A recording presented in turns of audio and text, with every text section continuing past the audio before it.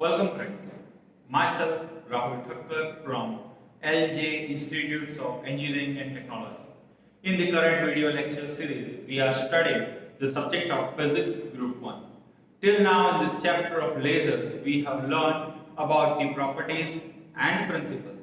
Also, we have discussed Einstein's theory of matter radiation, the AB coefficients and ratio of spontaneous emission rate to the stimulated emission rates, along with few basic definitions such as population inversion, lasing, metastable state, basic laser system components, application of lasers in various fields.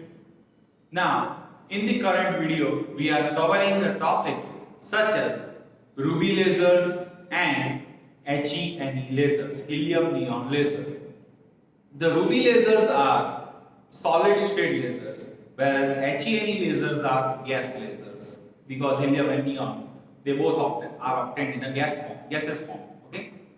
So let us start with the first topic of today's session, that is ruby lasers, or also we can say that solid state lasers. So Ruby laser is the first successful developed laser in the year 1960 by Maiman, M-A-I-M-A-N. That is the name of the inventor. Ruby is a crystal of Al2O3 in which a few aluminium atoms are replaced by chromium atoms. The chromium atoms have a metastable state which are used for lasing action. So in Al2O3, few atoms of Al2O3 are replaced by chromium. Okay. Now the construction of ruby laser is as follows. You can see in the figure, the end faces of a ruby rod in the form of a cylinder are polished, flat and parallel. One end of the face is completely silvered and other is partially silvered. So thereby they provide an optical resonator. Okay, one is completely 100% silver, means a perfect reflector. One is partial reflector. So a pair of perfect reflector and partial reflector creates an optical resonator. Okay. The ruby rod is surrounded by a helical xenon flash tube. As shown in the figure, you can see a xenon flash tube is surrounded, which provides an optical pumping. The ruby rod is placed in a glass tube through which a liquid nitrogen is circulated for cooling, as a very large amount of heat is produced. In such a kind of system, a very large amount of heat will be generated because of that interaction of electrons. So for cooling, a liquid nitrogen is circulated surrounding. Okay. Now let us move on to the working. An intense flash of light is produced by a xenon flash tube. The chromium atom in a ground state absorbs this light in the wavelength range of about 5500 angstrom, 5500 angstrom, and are raised to a wide band of energy level. Okay, as you can see in the figure, the energy level band is shown at the below. The mean life of atom in this state is very small, of about order of 10 raised to minus 8 seconds, and some atom from this energy band jumps back to the ground state, whereas some drops to the intermediate metastable state from E3 to E4. Some atoms come from E3 to E1 again back, and some goes from E3 to E4. A very intense flash from the xenon tube produces a population inversion in this state, where the mean lifetime is few milliseconds. The transition of atom from E2 to E3 and E4 is a non-radiative, and this crystal is converted into a vibrational energy to the atoms in a crystal. Some atoms in the state E3 emits photon spontaneously by falling to the ground state. Some of these photons which travel along the axis of resonant cavity produces stimulated emission, due to which the intensity of light builds up along the axis of cavity. The laser is transmitted through the partially silvered surface. Each flash of the light from the xenon lamp is used to produce a pulse of laser. Hence, the ruby laser is pulsed laser. The ruby laser is a high powerful pulsed laser in the visible range, but the efficiency of laser is very low. Okay. So that is one advantage, that it is highly powerful, but on the other hand it has some disadvantage that its efficiency is very low. That was all about the ruby laser. Now let's discuss helium neon laser. So helium neon lasers, how it is defined, that helium neon laser is a gas type laser in which a mixture of helium and neon gas is used as a gain medium, means active medium. Okay, helium neon laser is also known as a HENE laser. So before moving further, let us discuss what are gas lasers. A gas laser is a type of laser in which a mixture of gas is used as an active medium or a laser medium. A gas laser are the most widely used lasers. Nowadays, mainly gas lasers are being used. So gas laser range from the low power helium neon laser to a very high power carbon dioxide laser. The helium neon lasers are most commonly used in college laboratories, whereas the carbon dioxide lasers are used in the industrial applications. The main advantages of gas laser over the solid laser is that they are less prone to damage by overheating, so they can be run continuously. In solid state lasers, a large and enormous amount of heat is generated. So in order to control that, a cryogenic fluid such as liquid nitrogen is being used. So there are chances of explosion, but over here the chances is too much low, and thus they can run continuously. So what is a helium neon laser? So at room temperature, a ruby laser will only emit short bursts of laser light, each laser pulse occurring after a flash of the pumping light. It would be better to have a laser that emits light continuously. Such lasers are known as continuous wave laser. The helium neon laser was the first continuous wave laser. Even constructed, it was built in 1961 by Ali Jawan, Bennett and Harriot at a Bell Telephone Laboratories. Helium neon lasers are the most widely used gas lasers. These lasers have many industrial and scientific uses and are often used in laboratory demonstration of optics. In HENE lasers, the optical pumping method is not used instead of electrical pumping method. The excitation of electron in the HENE gas active medium is achieved by passing an electrical current through the gas. The helium neon laser operates at a wavelength of about 632.8 nanometers in the red portion of the visible spectrum. The helium neon laser construction. Let us move on to the construction topic. The helium neon laser consists of three essential components. First one is the pumping source, high voltage power supply. Second one is a gain medium, that is also known as the active medium. So the laser glass tube or the discharge glass tube is used. And the third one is resonating cavity. So let us discuss first one, the high voltage power supply or the pump source. So in order to produce the laser beam, it is essential to achieve population inversion. The population inversion is the process of achieving more electrons in the higher energy state as compared to the lower energy state, as we have discussed in the previous video. So in general, lower energy state has more electrons than the higher energy state.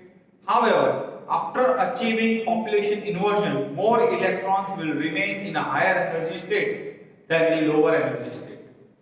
So in order to achieve a population inversion, we need to supply energy to the active medium. So different types of energy sources are used to supply the energy to the gain medium. Okay? As we have discussed in Ruby lasers, the light energy source such as the flash tubes, xenon flash tubes are used, okay, as a pump source. However, in HENE lasers, the light energy is not used as the pump source. In HENE lasers, a high voltage DC power supply is used as the pump source. A high voltage DC power supplies electrical current through the gas mixture of the helium and neon. Now next is gain medium or the active medium. So the gain medium of a helium neon laser is made up of a mixture of helium and neon gas contained in a glass tube at a low pressure. The partial pressure of helium is 1 millibar. Whenever a mixture of gases comes, the Dalton's law of partial pressure come into the action. So over here, the partial pressure of helium is 1 millibar, whereas that of the xenon is 0.1 millibar. The gas mixture is mostly comprised of helium gas. Therefore, in order to achieve the population inversion, we need to excite primarily the lower energy state electrons of the helium atoms. In HENE lasers, the neon atoms are the active centers and have the energy level suitable for the laser transition, while helium atom helps in excitation of neon atom. Electrodes, you can see in the figure that anode and cathode are provided in the glass tube to send the electrical current through the gas medium, just for excitation purpose. Okay, these electrons are connected to the DC power supply. It is not shown in the figure, but consider that these are supplied to a DC power supply. Now next is resonating cavity. The glass tube containing a mixture of helium and neon gas is placed between the two parallel mirrors that forms an optical resonator. Okay, so you can see in the figure, one is 100% coated and another one is partially coated. The two mirrors are silvered or optically coated. Each mirror is silvered differently. The left side mirror is partially silvered and it is known as a output coupler, whereas the right side mirror is fully silvered and it is known as a high reflector or the fully reflecting mirror.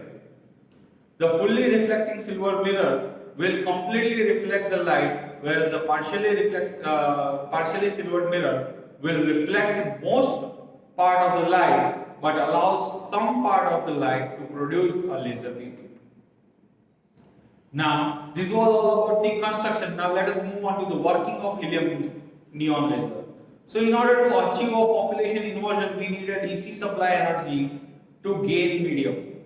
In helium neon lasers, we use a high voltage DC as the pump source.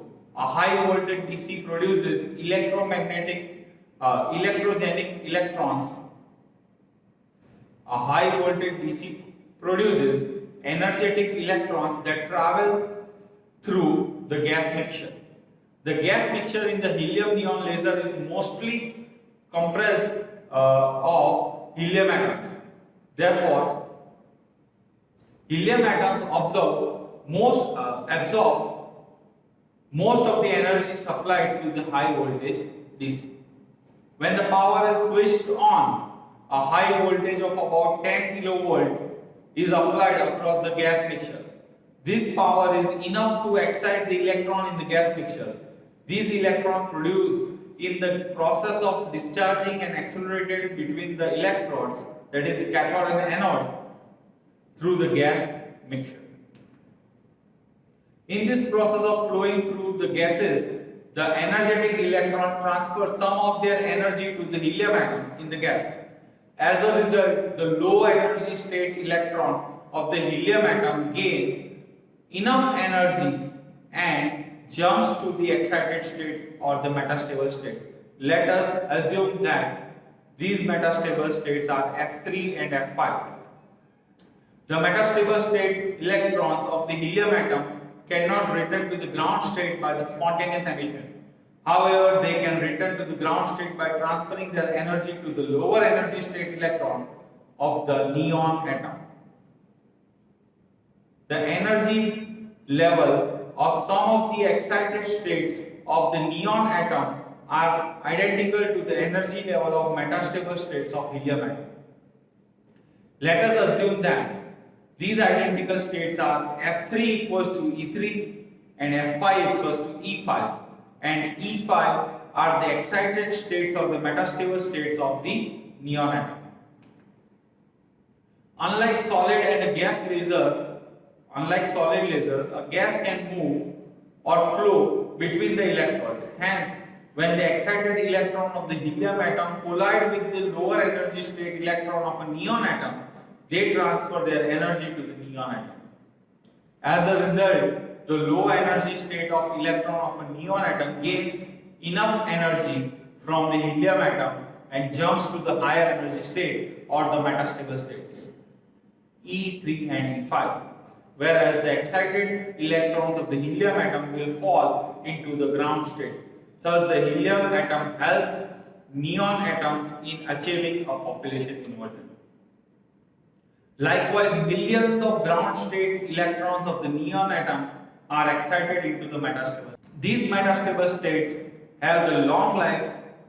Therefore, a large number of electrons will remain in the metastable state, and hence a population inversion is achieved.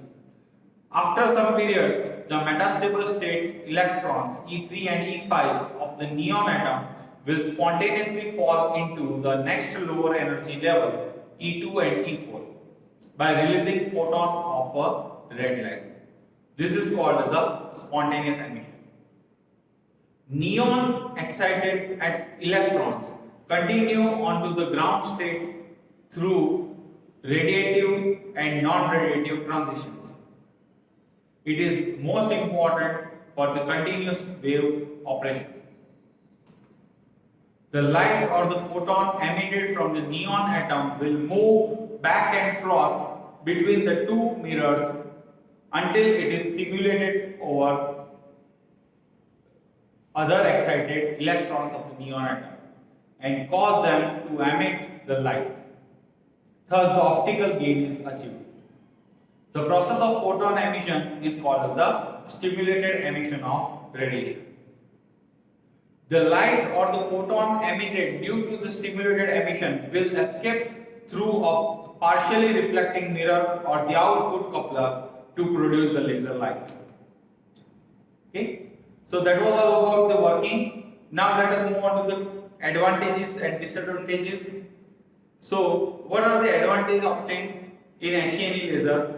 They are listed as helium neon laser emits the laser light in the visible portion of the spectrum. It offers high stability, low cost, and operation without damage at a higher temperature. What are the disadvantages? Low efficiency, low gain, and helium neon lasers are limited to the low power task. Where are these applicable? So the application of helium neon lasers is in industries, in scientific instruments, and are used in college laboratories.